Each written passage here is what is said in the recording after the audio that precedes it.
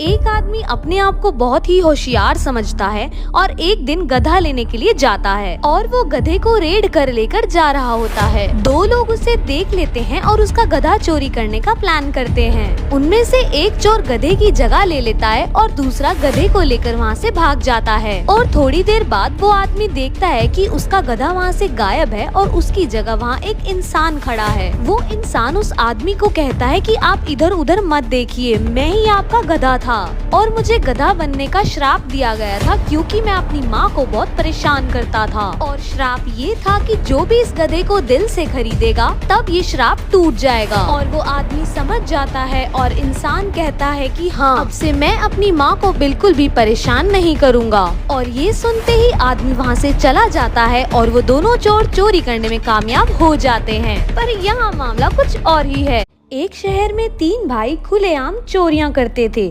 2 भाइयों की तीसरे भाई से ज्यादा बनती नहीं थी। एक भाई ने एक घर लूटा और वहाँ से 50 लाख रुपए कमाए। दूसरे भाई ने भी एक घर लूटा और वहाँ से 1 करोड़ रुपए कमाए। तीसरा भाई भी एक घर लूटने गया था लेकिन वो 6 घंटे से वापस नहीं आया। फिर 2 भाई जब तीसरे भाई को ढूंढने गए तो उन्होंने देखा कि एक काली जादूगरनी ने उस तीसरे भाई को गधा बना दिया था। और 24 घंटे बाद जो 2 घरों में चोरी हुई थी उसकी कंप्लेंट पुलिस को मिली और उन तीनों भाइयों की माँ भी उस पुलिस वाले को अपने बेटों की लापता होने की कंप्लेंट करवाने आई। और पुलिस वाला भी समझ गया कि ये चोरी और बेटों का लापता होना कोई इत्तेफाक नहीं है, क्योंकि ऐसे ही 5 केसेस साथ वाले शहर में 6 महीने पहले हुए थे। जादूगरनी ने उन दोनों भाइयों को वश में कर लिया और कहा, अगर तुम अपने तीसरे भाई को वापस गधे से इंसान के रूप में चाहते हो तो इसे पुलिस स्टेशन छोड़ाओ और वहाँ से भाग जाओ। उन दोनों भाइयों ने फिर वैसा ही किया। वो गधे को पुलिस स्टेशन छोड़कर वहाँ से भाग गए और उनकी माँ ने अपने तीसरे बच्चे को पहचान लिया और पुलिस वाले से कहा, ये पक्का उस जादूगरनी का सारा किया धरा है जो इस शहर में नई आई है। उसने जादूगरनी का पता उस पुलिस वाले को दिया और वो दोनों उसे वहाँ पकड़ने चले गए। जैसे ही वो दोनों जादूगरनी के यहाँ पहुँचे उन्होंने देखा कि जादूगरनी वहाँ से गायब थी और अचानक से पुलिस वाला किसी के वश में हो गया।